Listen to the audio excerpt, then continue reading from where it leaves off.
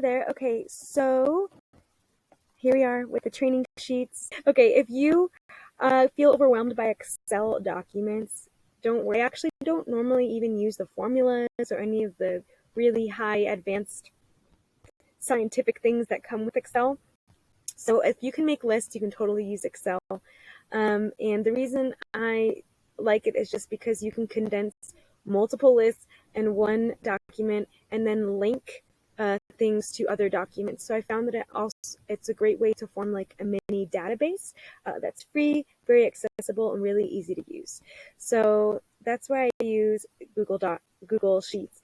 And so if you have never started writing out all of your procedures, I have found this is the best way to do it, because what we want to do is get everything out of your head that you know to do instinctively, that you might take for granted, and put them on paper so that someone who is blind and deaf can walk in your store and they can train themselves, because everything you have is so written out so well and so clearly directing others that they're able to do the work themselves without you being there. Okay, so I'm sure that makes you feel good to know that if you could have that, it'd free up so much energy from you having to stand there and train people. So this is a little upfront investment work that it takes to get this all on paper, but totally worth the work in the long run. Okay, so for this client, I broke it every role. So imagine, like, if you're looking at your store, you know that all of the roles, right? You know all of the employees, you know all of the positions that have to be filled. And each position, each employee does a certain task, right? Well, so we can set this spreadsheet up differently, but for this particular client, because they were understaffed, it was really hard to use an employee, set out different tasks for each employee, because everyone's just doing so much, and there's such a bleed into the actual roles. So what we did was actually parse out the tasks. If you could see in the tabs here on the bottom: cashier, cleaning, customer service, smoothie counter, into the different places within the store. So it's about categorizing the sheet in a way, or the procedures, everything you have to do based on certain locations in the store that can be easy to remember, and maybe a certain time of day, for example. So this spreadsheet is literally a reflection of the routine of the day and what goes on in the store. So if you look at it that way, this is what we create together.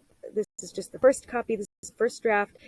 This is everything before it gets to the paper or the digital trainings online. Okay, so for cashier, for example, how to charge for, these are all the task names that might come to an employee when they're at the cash register. So any type of scenario, we bring it to column A.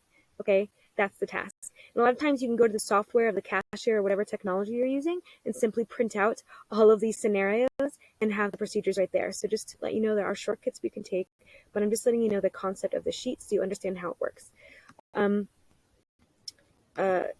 This client was really smart and also decided to add quality control to each task to kind of show a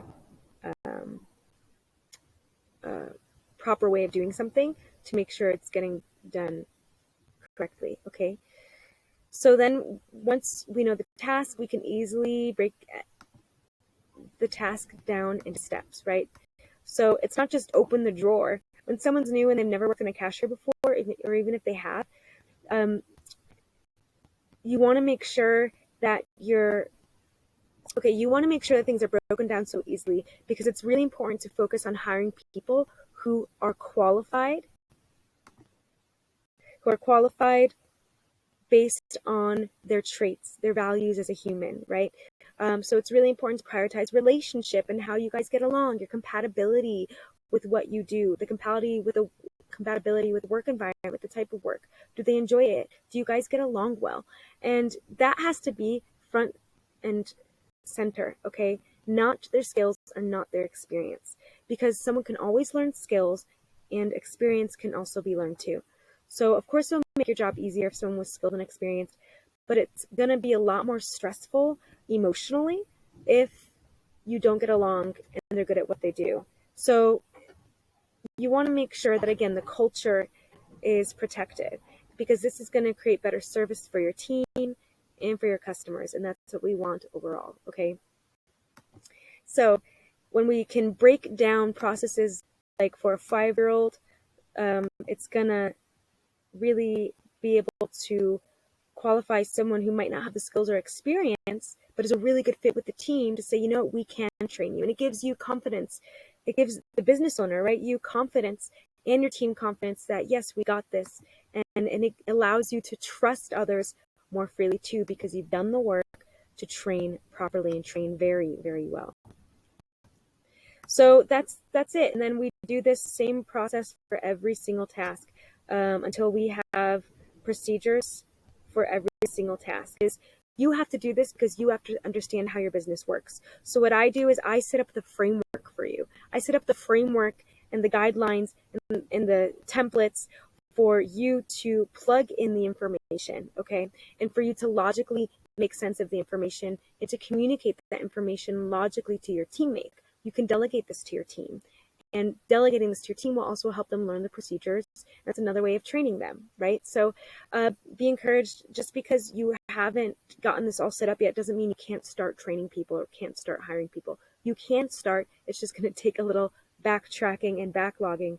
But the goal is to use the processes you're building to like get things set up legally and properly to make it easier in the future. You can use that part of the training as well. So you're not doing it alone. I am with you, but I need you, the business owner, to really be committed to prioritizing actually developing your business. This is what business development looks like, is taking the time to create data, putting it in the right places, and then making it transparent, making it so it can be communicated to teammates in an effective and efficient way. Okay, so that's what I help with. So the next thing we're going to talk about, so this is pretty much the onboarding things. I mentioned an orientation in the other video, and that consists of, again, the paperwork to become a legal employee, to become recognized as a taxpayer, and all those things that you as an employer have to be aware of. It comes with the contract signing, waivers, things like that, to protect your business and to protect the employee. So all of these things are knocked out at the orientation. And the most important thing that I've learned is that you should always be hiring. So that way you're not relying on one single employee and burdening them. So if they have a child, if something happens in their family, if they have to take leave, or if you have to fire them, you're not stuck in the hole again waiting for someone. You want to create a backlog of people you know you can count on to call in if they need a job and when you have space to hire, okay? And so that's another thing we create together. And this is the exact sale processes that businesses use, especially online businesses. They have a pipeline of leads. So your leads essentially are candidates that are qualified that you would love to have work with you, even if you can't afford them at this moment, or if you don't have space to include them in your business at this time. You can always make space for that in the future. And it's important to keep relationships, to not burn bridges, because one person represents at least 100 people, right? An entire network.